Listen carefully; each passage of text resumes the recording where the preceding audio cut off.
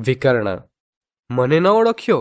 તમે દુર્યોધનને ઓળખો, દુશાસનને પણ ઓળખો, પરંતુ આ દુર્ભાગીને નહીં ઓળખો. હા, મને ધિક્કાર્યો તો હશે જ. શું કહો છો?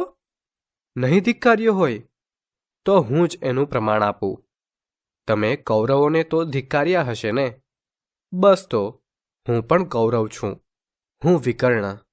હા, ઇતિહાસના પાનામાં ક્યાંય ખૂણે ખાંચરે ખોવાઈ ગયું છે મારું નામ. લોકો કર્ણને ઓળખે છે, વિકર્ણને નહીં. પરંતુ તેથી શું? મેં મારું કર્તવ્ય તો બજાવ્યું છે. ભલે મારો અવાજ કોઈએ ન સાંભળ્યો, ભલે મારો પોકાર હસ્તિનાપુરના રાજમહેલની ઊંચી ઊંચી પ્રાચીરોમાં અટવાઈ પડ્યો. શું કહ્યું? મેં શું કર્યું હતું એમ? હા હા, કહ્યું ને. મેં તો મારું કર્તવ્ય જ નિભાવ્યું હતું. માત્ર કર્તવ્ય. આ તમે પૂછો છો ત્યારે મારી આંખ સામે હસ્તિનાપુરની રાજસભા દેખાઈ રહી છે. દુર્યોધન અને યુધિષ્ઠિર ધૂત રમી રહ્યા છે. દુર્યોધનનું તો નામ જ છે. એને બદલે પાસા ફેંકી રહ્યા છે અમારા ધૂર્ત મામા શકુની. ધર્મરાજ એક પછી એક વસ્તુ હારી રહ્યા છે. ધન, રાજ્ય, દાસ દાસી, બધું જ. સૌને ખબર છે કે શકુની છેતરી રહ્યા છે, પરંતુ કોઈ જ બોલતું નથી. અમારા સૌના પિતામહ ભીષ્મ, ગુરુ દ્રોણ, કુલગુરુ સૌ મૌન છે. બોલે છે માત્ર અમારા કાકા વિદુ. એ કહી રહ્યા છે કે દ્યુત અનર્થનું મૂળ છે, પરંતુ એમનું અરણ્ય રુદન કોઈ સાંભળતું નથી. બીજા ભાઈઓ સાથે બેઠેલો હું પણ દુઃખી થઈ રહ્યો છું. મોટા ભાઈ, આ શું કરી રહ્યા છે? ધર્મ અને નીતિ થકી મેળવેલા રાજ્યને પડાવી લેવા માટે દ્યુતનો આશ્રય લેવો એ શું ક્ષત્રિયોને શોભે છે? મેં મારી પાસે બેસેલા મારા એક ભાઈને કહ્યું કે આ બરાબર નથી થતું, તો એ મોં બગાડીને કહે છે કે તું બેસી રહે. તને આમાં ખબર ના પડે. અરે, આ શું? યુધિષ્ઠિરે એક પછી એક ભાઈઓને પણ દાવમાં મૂક્યા. એટલું જ નહીં, એમને હારતા પણ ગયા. નકુલ, સહદેવ, અર્જુન અને ભીમ પણ. એક તરફ સન્નાટો છે તો બીજી તરફ દુર્યોધન, દુશાસન, કર્ણ, શકુની અને બીજા મારા ભાઈઓ વિકૃત રીતે હસી રહ્યા છે. હું આસન પરથી ઊભો થઈ જાઉં છું, કંઈક બોલવા જાઉં છું, પણ ગળામાંથી અવાજ નીકળતો નથી. કોઈ મારો ખભો પકડીને બેસાડી દે છે. હદ થઈ. મામા શકુનીએ ધર્મરાજને પણ દુર્યોધનના દાસ ગણાવ્યા. મારા ભાઈઓની ચિચિયારી મારા હૃદયને વિંધતી હતી. નીતિજ્ઞ વિદુર પિતાજીને આ અટકાવવા વિનંતી કરતા હતા, પણ દુર્યોધને તો એમનું અપમાન કર્યું. મારાથી હવે બેસી ન શકાયું. ઊભો થઈને જરા આગળની તરફ ગયો. હું હજુ ત્યાં ઊભો રહું એટલામાં તો યુધિષ્ઠિરે દ્રૌપદી દેવીને પણ દાવમાં મૂક્યા. અરે રે, ઉફ! આ તો ધર્મરાજ છે કે અધર્મરાજ? અરે, કોઈ પોતાની પત્નીને પણ જુગારમાં મૂકી શકે શું? ભગવાન કરે ને આ દાવ ધર્મરાજ જીતે, મેં મનોમન પ્રાર્થના કરી. પરંતુ અઠંગ જુગારી શકુની તે કદી હારે? યુધિષ્ઠિર આ દાવ પણ હારી જ ગયા. ને હું આ શું જોઉં છું? દુર્યોધન ને દુશાસન ઊભા થઈને નાચી રહ્યા છે. વિદુર કાકા કંઈક બોલી રહ્યા છે, પરંતુ આ ઉછાછણાપણામાં એમનો અવાજ કોણ સાંભળે? જાઓ, જઈને મારી દાસીને અહીં બોલાવી લાવો. આવી અશોભનીય ભાષામાં દુર્યોધને આદેશ કર્યો. આવું ન કહો યુવરાજ, એમ બોલવાનો મેં પ્રયાસ કર્યો, જો કે મારો અવાજ દુર્યોધન સુધી પહોંચ્યો જ નહીં. એટલામાં તો દુર્યોધન પ્રતિકામીને મોકલી દે છે. ઉફ! હવે શું થશે? હું આખે આખો ખડબડી જાઉં છું. વિદુર કાકા મહારાજને વિનવી રહ્યા છે, પરંતુ જાણે પથ્થર ઉપર પાણી. થોડી વારમાં પ્રતિકામી ખાલી હાથે પાછો આવે છે. પ્રતિકામીના કહેવા મુજબ કૃષ્ણાદેવીએ કંઈક પૂછ્યું હતું, પણ ઉન્માદી બનેલા દુર્યોધને દુશાસનને જ મોકલ્યો. છેવટે મારાથી ન રહેવાયું. મેં ગર્જના કરી, યુવરાજ દુર્યોધન, ભાઈને ન મોકલશો. એક નારીનું આ રીતે અપમાન કરવું એ આપણને ન શોભે. કુરુસભાને કલંક લાગશે. પિતામહ, તમે કેમ ચૂપ છો?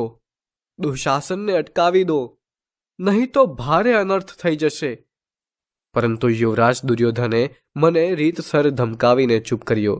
બીજા ભાઈઓ પણ એમનો પક્ષ લઈ મને ચૂપ રહેવા કહેવા માંડ્યા. મેં સૌ ભાઈઓને કહ્યું, અરે બધા સમજો, યાદ રાખજો, જો આ પાપ લીલા આટલેથી નહીં અટકે તો એનું પરિણામ સૌએ ભોગવવું પડશે. આપણા પૂર્વજોને લાંછન લાગી રહ્યું છે. હસ્તિનાપુરનું સિંહાસન લજવાઈ રહ્યું છે. હું ફરી ઊંચા અવાજે ગરજી ઉઠું છું અને પિતામહ સામે જોઉં છું તો તેઓ નીચું મોં કરી લે છે. આ તે કેવી વિવશતા, લાચારી! અને એ પછી તો તમને કહું, ન બનવાનું બનીને જ રહે છે. દુશાસનની અભદ્ર હરકતોનું વર્ણન મારે નથી કરવું. કુરુવંશની જ પુત્રવધૂનું જ કુરુ સભામાં વસ્ત્રાહરણ! મારો કે વિદુર કાકાનો આર્તનાદ કોઈ સાંભળતું નથી. જો કે કૃષ્ણ કૃપાને લીધે કૃષ્ણાદેવીનું રક્ષણ તો થાય છે, પરંતુ કુરુસભામાં થયેલા આ દુરાચારની કાળી ટીલી તો કાયમ માટે ચોંટેલી રહેવાની છે ને. કૃષ્ણાદેવી જે પ્રશ્ન સભા સમક્ષ ઉઠાવે છે એ ઘણો જ તાર્કિક છે. હું જીતાયેલી કે વણજીતાયેલી? મારો આ મહાન અને તેજસ્વી નારી પ્રત્યેનો આદર બમણો થઈ જાય છે.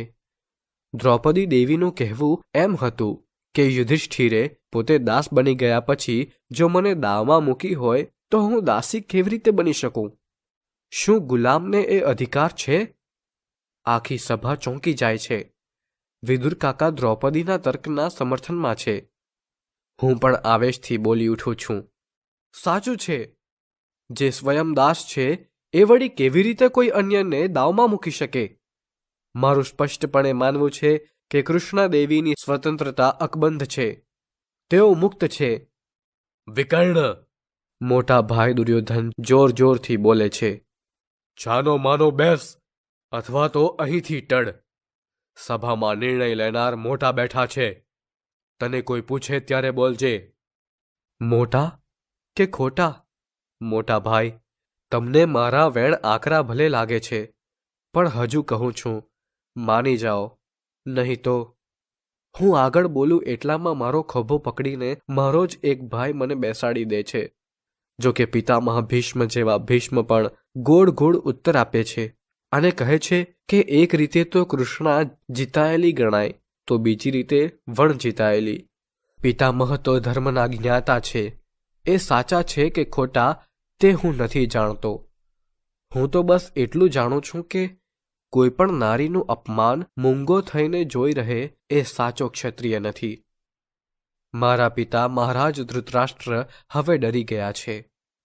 પહેલાં તો પુત્રની જીત એમને સારી લાગતી હતી, પણ હવે પાંડવોએ લીધેલી પ્રતિજ્ઞાઓ તેમને કંપાવી રહી છે. હા, કૃષ્ણાદેવીના કેશ દુઃશાસન ખેંચતા હતા ત્યારે ભીમસેન, અર્જુન અને સહદેવે ભીષણ પ્રતિજ્ઞાઓ લીધી હતી. એટલે જ હવે મહારાજ કૃષ્ણાદેવીને દાસત્વમાંથી મુક્ત કરે છે અને યુધિષ્ઠિરની બધી જ સંપત્તિ પાછી સોંપે છે અને કહે કે 2 વરદાન માંગી લે. મને એમ હતું કે આટલે બધું પૂરું થશે, પરંતુ મામા શકુનીએ ફરી દ્યુતનું આયોજન કરી કપટથી પાંડવોને વનવાસમાં મોકલ્યા. પછીની ઘટનાઓ તમે જાણો જ છો, પણ કહું, ભલે મારો અવાજ કોઈએ ન સાંભળ્યો હોય એવું લાગે, ભલે કોઈએ મારું ન માન્યું હોય એવું લાગે, પરંતુ મને લાગે છે કે મારું કર્તવ્ય મેં નિષ્ઠાપૂર્વક બજાવ્યું છે. અધર્મ અને અન્યાય કરનારા તો અપરાધી છે જ, પરંતુ છડે ચોક અન્યાય થતો હોય ને મુખશ્રોતા બની રહેનારા પણ અપરાધી છે, એમ માનું છું. તમે શું માનો છો? માંડવી અને વિકર્ણ બંને પાત્રોનો અવાજ ઇતિહાસમાં પછાડાયો છે, પણ તેમની ભૂમિકા ખૂબ જ મહત્વપૂર્ણ છે. માંડવી એ પતિભક્તિ, આત્મગૌરવ અને રાષ્ટ્રીય ધર્મ વચ્ચે સંતુલન સાધ્યું, જ્યારે વિકર્ણે અંધ સમર્થન કરતા સત્યનો પક્ષ લીધો.